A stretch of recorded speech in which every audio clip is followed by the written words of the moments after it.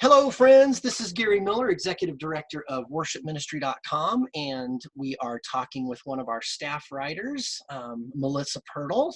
Hello, Melissa. Hi, everybody. We are discussing, this is going to be podcast episode, I think it's number 8. So we're talking about an article that Melissa wrote last year, and the title of the article is Worship Leaders, Worship Teams, You Have Been Given a Post, and then in parentheses you have position. And I love that. I love that we could just talk for hours on just this one verse alone. But John 4:23, true worshipers shall worship him in spirit and in truth. Why did you pick that verse? I think it's one of my go-to for most of them because you can't worship him in spirit if you don't have the truth inside of you. You've got to truly know who he is. And I think as a worship leader, I can speak for myself. That's my goal every week is I truly want them to know who he is. The presence of the Lord when it comes in a room. I want them to feel that and say, that's my Lord. That's not a made up thing. That's not someone giving me the goosebumps, as you want to say, as people would say, but I truly want them to know spirit and in truth, because that's who God is. He's a spirit and he brings nothing but truth. So as we worship him in that truth, he makes himself known. And it's just a simple scripture, but it's so powerful. Yeah. Sometimes in the beginning of this first paragraph here, you say, sometimes in my travels to other churches, whether they are large or small, as a worship leader, I tend to watch the worship leader and their team. I know I'm not the only one that's done this before. Mm-hmm. I'm guilty. Check that box. Yeah, I've done it too. Yeah. Talk about that a little bit. Why? Well, throughout my years, especially when you want to be on a team, you're watching everything they're doing. But I had found throughout my years that I was watching too much. I was maybe critiquing too much, or well, why did they do it that way? Because in your mind, you think you're going to do it. Everybody does it the way you do it. Mm-hmm. And boy, have I learned that. If I've learned anything through the years, everybody's individual. Just like everybody can have an interpretation of John 4:23. Exactly. Right. So they may not even think of it the way I just said it. Right. They just says, "Oh, that's great. God, worship in spirit and truth. That's wonderful." But to me, it hits my spirit. It brings a whole new realm, and that's when I would go to other churches, and I have to tell you, I've been to some. They've had excellent. I mean, it's like, oh, I just want to stay in this worship forever. Then I've been to some that I'm praying, Lord, I know I'm supposed to raise my hand, and I know I'm worshiping and singing the songs, but can it end? I don't mean that in a very you're wrong. It's just like, oh my gosh, if it clinks and clanks one more time, because it was a noise to me that wasn't a pleasing noise. So it didn't engage me to want to worship with them. Mm-hmm. And that's the goal as worship people, worship teams. We want them to join in with us.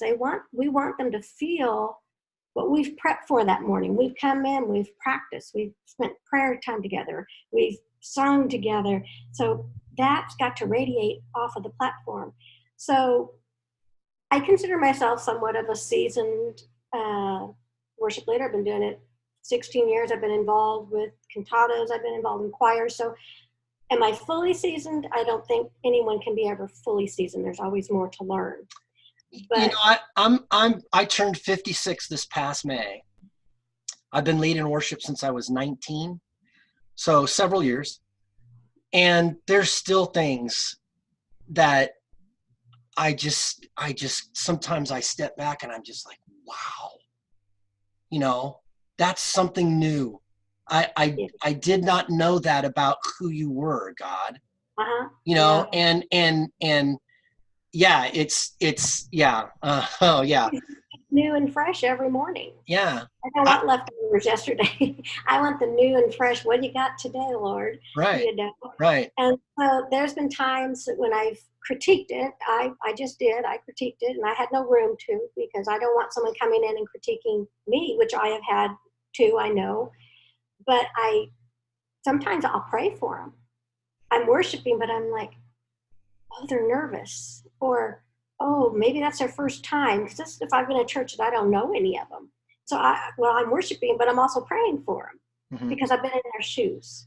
Right. I know when you've looked out at a congregation and everybody looks like they're going to throw paper balls at you because they just had a horrible week, and it's showing when you're worshiping that they're just like, get this over with. Right. And so, as a worship leader, you're thinking, boy, Lord. And that's when I have to step out of the way. And I said, they came to church seeking you, not me, not the team.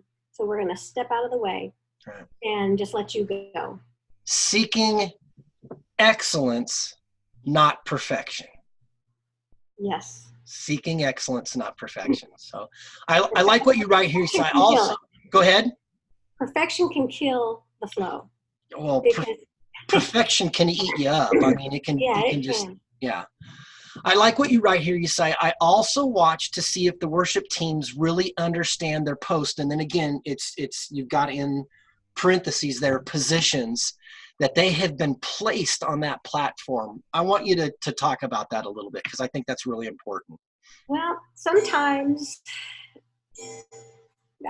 someone might chuckle at this, but it is true, but you can have a team member that will step out of place, or they want to be seen, or it's all about them that morning because maybe they've had a part, or maybe they just feel that there's a part. Now, if it's by the Spirit, we know it. But if they've stepped out of tune, then it causes a havoc up there. And so they have to understand the relationship between themselves and that worship leader. They have to understand the freedom. Have you been given this kind of freedom? Then she will let you roll with it. But if you haven't been given that freedom, there's a trust, there's a maturing, there's a few guidelines that you need to follow until that comes to place for you. I have one girl on my team right now. I can look at her and she looks at me and I just shake my head. She goes, because we've built that rapport. Right. I know the Spirit where she's going. Right. But I've had other ones that they've jumped in the water too soon, and you're up there smiling and you let them do because you're not going to cause a scene up there. Right. But they weren't ready, and they took it upon themselves. So you have to know your position. If you are the main piano player, unless you've been asked, unless you've got a rapport, like I said, I have several team members that I've had rapport with, but I need your help. I need you to play this way. I need you to do it like this. So you have to understand there's a respect that comes with your post and your position as well. We all got to flow accordingly to make a joyful noise. Right. That's where that comes from. I like what you write here. So I get into worshiping. Me too. I get into worshiping. Remember, worship leaders, worship teams, it is maturity when you can worship with another worship leader and their team, for it is good to be ministered to and flow with them, especially if they know you are a leader or belong on another team. We all want people to worship with us. Yeah, that's very, very vital, because us musicians, we can put our feelings on our sleeves. We can be temperamental. That's nothing new. I have no idea what you're talking about. No. So it's just who we are, and explaining that to pastors as well, because if a pastor isn't musically inclined, you've got to explain. You have musicians, they can be temperamental. Let me tell you, Yep. But you need to worship with them, because they need to know, whether they know you're a worship team person or a leader, there's just a respect that what God is using you at that moment to sing forth his praises, that we're feeling it, and we're with them. I went to a meeting here recently, about 6 weeks ago, and I was in a place and time where I just needed some refreshing, because you give out week after week, and your training and your different things, you're just constantly giving. So I go to this conference, and the minute he opened his mouth, I didn't even look who was playing what, this or that. He just was so there. Whether anybody else felt that, I did. But see, I respected, because what he did, he drew me in that place that I needed to be. So because of his obedience, his stand where he was, it filled me. Not him, the spirit that God was using with him. So when I left that conference 3-4 days later, I was refreshed. I brought it back home to my team. Yeah. One of my favorite things that I always try to keep in my head is my job, our job, the worship team's job is to create an atmosphere that the Holy Spirit is pleased to dwell in. Yeah. You know, and if we have that mentality that, and it's interesting too, you know, I just had the thought about, you know, sometimes, you know, you're during rehearsal and you're thinking to yourself, at least I've done this several times, is this might be the moment that something really spectacular happens in service, and you go through it and it's just like chirp, chirp, chirp, chirp, crickets, you know, it's like, what happened, you know, and then all of a sudden it's in a completely different area of the song, or it could be a completely different song that something happens. Yeah. You know, so it's again, it's that maturity thing. Yeah. You know, it's that season thing, which you talk about in the next, you know, the next paragraph here. It says, have you ever thought about the word seasoned? When food is seasoned properly, then it is pleasing to our taste buds. And once we have eaten it, we are satisfied. Have you ever tasted food that was seasoned wrong? Talk about that a little bit. Well, just like the conference I went to, excuse me, I came back well seasoned with flavor. I was in that presence. It was what I needed at that moment. And that worship leader prepared himself. He spent time, because I can remember they had pre-service prayer, and he was over in a little corner and he was just crying out to God. He was thanking God. And I looked, that was my checking everything out, I guess, as you would say, but I saw his heart. So when he stood up there, he was well seasoned. His flavor that he sang out was pleasing to the taste, pleasing to want to get in and worship with him, not for him, because we don't even see him. But he was so seasoned with that flavoring of the Lord, it just came out of him. It flowed out of him, came down unto the people. And you could see, you know, you can see people that receive it and people that don't receive it. Mm-hmm. But I've learned I'm there to worship. I'm there, whether the person next to me, in front of me, I'm going to worship, because that's what my heart is drawn to. That's who I am grateful for, and he deserves my worship.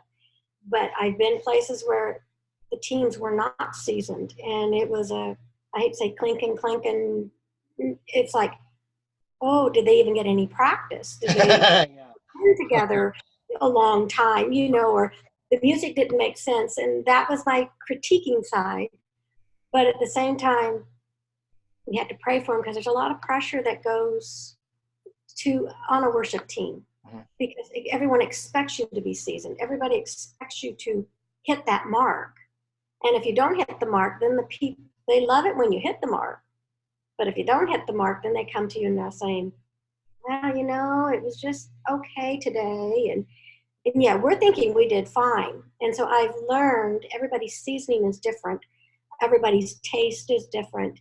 If I pleased the Lord at that moment, if I delivered the songs he told me to do, how he directed me during the worship, then my flavoring, my seasoning was fine in the eyes of the Lord. So I can't be moved by what they feel. In my years past, my younger years, I would, though.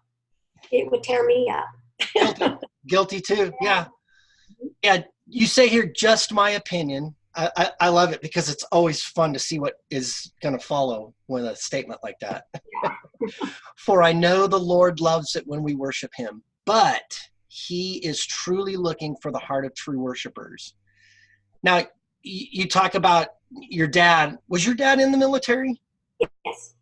So you talk about your dad a little bit, and his military mindset and point of view and how he approached life. Talk about that and how that relates. You go on in the second paragraph here, you talk about that and how that can kind of play into worship. So, well, there's different forms of levels. Everybody starts in that same level as a basic training, I think they call it. Right. So they get trained, and then each one will go in. Some are into it they're going for schooling. Some want to make it a career. Some, they put in their time and they're done. They just, there's 3 different kind of categories. But then you have the one that wants to climb the ranks, as you would in the military. There's ranks that you go, but there's a form of respect. There's a form of obedience. A lot of times you're the gopher. Go get this, go get this, go get this, do this, do this. But you're in training. They don't realize that it's training you. So someone that is in the military are very disciplined.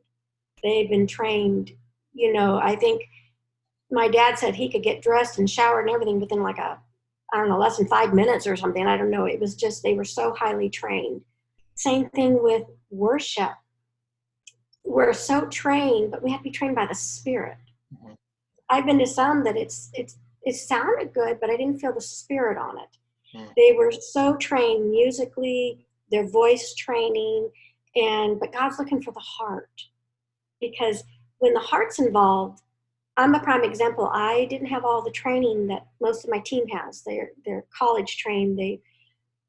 Their voices. I'm like the stray dog that kind of someone took in, and then I learned the ways of things.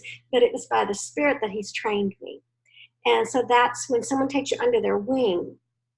In the military, my dad was taken under, I don't know if he was a general, colonel, and he took him under his wing. So my dad didn't see the battle, but he took care of the home front. He'd take care of the things for the colonel. So my dad would move up the ranks, but my dad had to have discipline, respect before he could go there. Mm-hmm. So that's a lot what I talk about in that form. We can't be a worship leader overnight. If you were on a team for 2 months and they put you in a worship leader, there have been cases of that, but you've got to glean, you've got to learn the ins and the outs, and you've got to glean why did that worship leader do it that way? How did they hear by the Spirit like that? Mm-hmm. Most people think we just 1, 2, 3, 4, we have it organized. But when when the Spirit drops in, He's talking to your spirit. So you might be on one song, and all of a sudden you're saying, we need to do this song. So you have to communicate. You have to say, I feel the Spirit's moving in this direction. Mm-hmm. And so a lot of it just comes from gleaning, and we can move up the ranks, but there's a form of things we have to do before we can go into that rank. Right. And it's like in the military, they won't put a man just come out of 6 weeks training and make him a general. There's just not enough. Not going to happen. Not going to happen. No. Yeah. You're listening to the worshipministry.com podcast. I'm Gary Miller, Executive Director, and today's special guest is one of our staff writers, Melissa Pirtle. You've been writing for a long time. Yeah, I was surprised. I went back over because I'm a spontaneous writer. I can look at a tree and all of a sudden something comes to me. Right. I've enjoyed it, so thank you. Yeah, it's been good to have you. In the third paragraph here, you talk, it's just like worship leaders. You usually start out on a team as a vocalist or a musician first. Sometimes it doesn't even start there. Sometimes it starts in another area. It might be working production or video. I know in my current situation, the church that we're at, I started out running front of house. And then after I had run front of house and had done that for a while, our worship pastor said, hey man, would you be interested in, leading worship maybe once a month to give me a break? And I was like, yeah, I would love to do that. So I just want to make sure that we think about this when we're talking about the achieving rank. It's not for the purpose of achieving rank.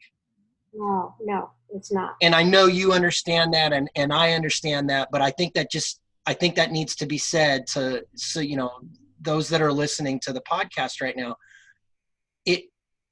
Rank is not the goal.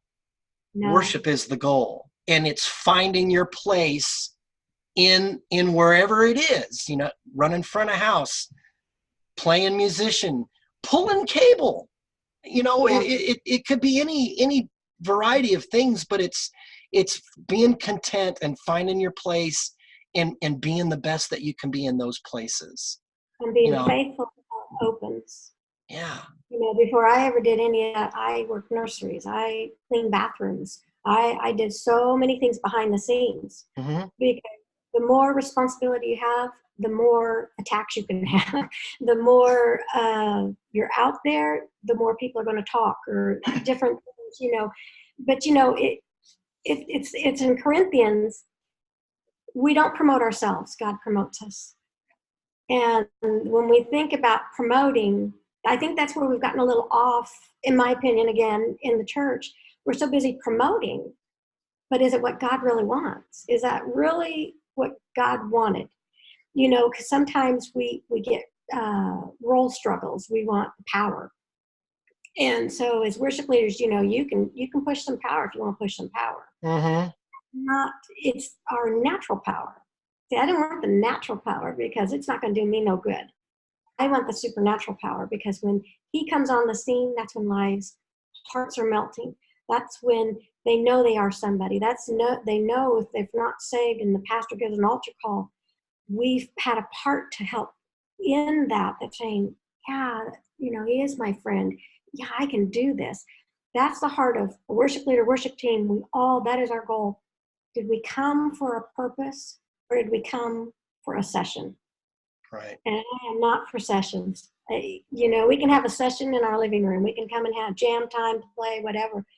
But when we congregate as a church together, the purpose is Him alone, and but hearts to be changed, hearts to feel Him, and hearts to want more of Him. You talk about you talk about that a little bit in the third paragraph here. It says, just like worship leaders, I said that first. You usually start out as a team, as a vocalist or a musician first. And the very first thing you say in that paragraph, you serve under a worship leader and pastor. Yeah. So, you go on and you talk about, you reference Psalm 33:3 there, but it's about the hearts to worship the Lord and allow His Spirit to be felt, so the congregation can worship freely. And then you go back to the post and position thing. I just think that's so important that we grasp a hold of that and understand that post, that position is it's a mantle that's been put on you, and it's not something to be taken lightly.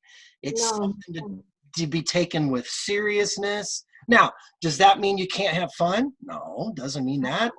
That's where the joy comes from. Yeah. When we're obedient and we're in that place of spirit and truth, that's when the joy comes. That's when the fulfillment, I guess, kind of comes. You understand what I'm talking about? So, and if I can encourage especially the younger ones coming up, because we've got a generation coming up, they've got some powerful gifts.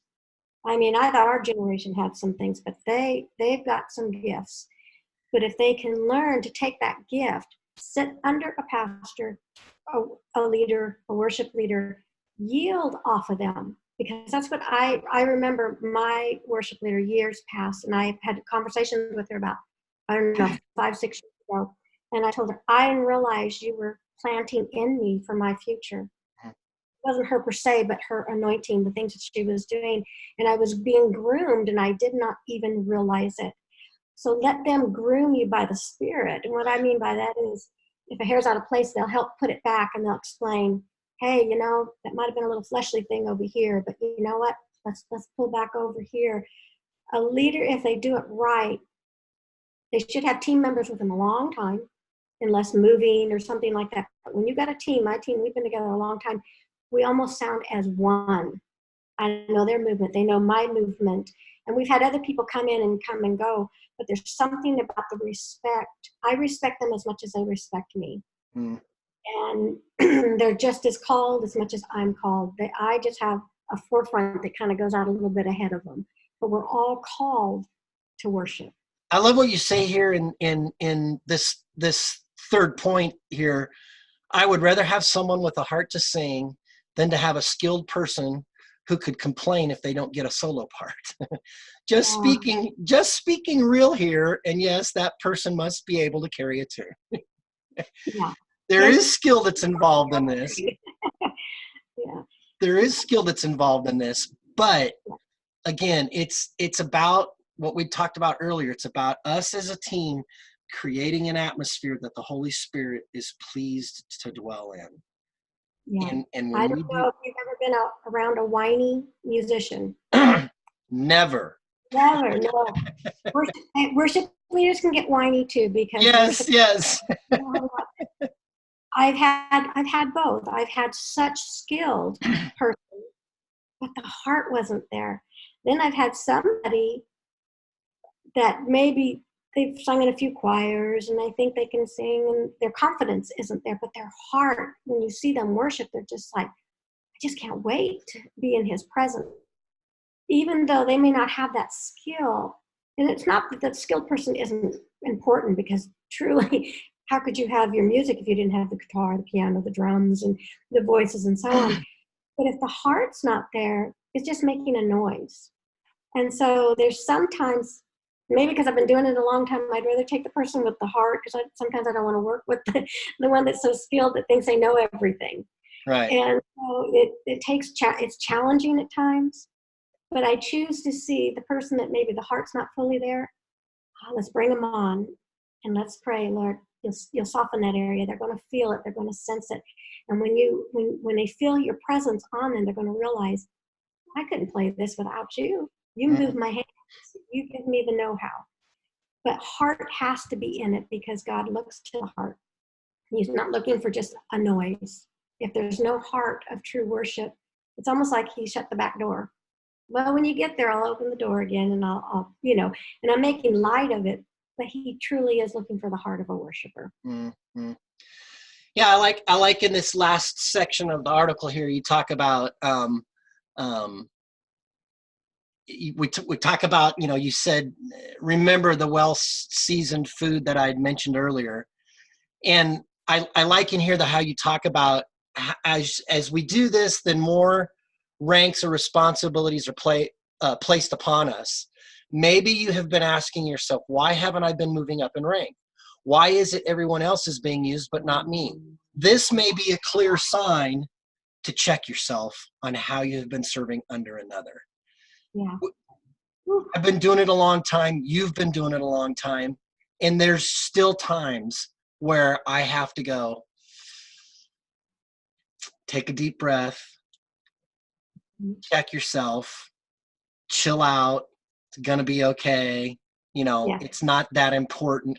I think one of the things that we can say to ourselves, excuse me, is this going to matter in 5 years? Exactly.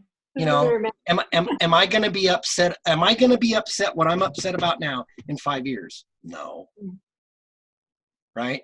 So people are people, and we all have different personalities. Yeah. And really, a good leader will learn their personalities. So I can, especially one that I know of now, I'm like, I know that temperament. So because I've been around it, I know the temperament. And they know my temperaments. We are not perfect. Right. We can have off days. And I always tell my team, because I use that word rank and all that. I'm using just examples to show military. Because I don't believe God has any ranks. He looks at all of us. We've all been called to do something. So whether one's a minister, one's greeting at the door, everyone's called to be a part, to do something. And it's just, you've got to learn how they operate. You got to know, I hate to say it, but they got to learn my weaknesses. I got to learn their weaknesses. And then when we recognize it, then we know how to come in and we can say, oh boy, that we need to kind of work on that. I tell my team all the time, whatever you're going through, because we live in a real world, the minute you step in those church doors, you cross that threshold. Whatever you're carrying stays outside. And that's hard to do when you've been hit with some hard things. But that's a true sign of a general higher up maturity, is when you can say, oh, that has to stay. I'll talk about it after church. But right now I come to worship. Yeah. And as I worship my King, he'll deliver me. He'll rescue me. He'll lift me up higher than when I came in. Yeah. And we have to remember, we don't come to church to get, because that's where a lot of people get off on worship. We first come to worship him. When you first come to give him everything, then he brings back to you.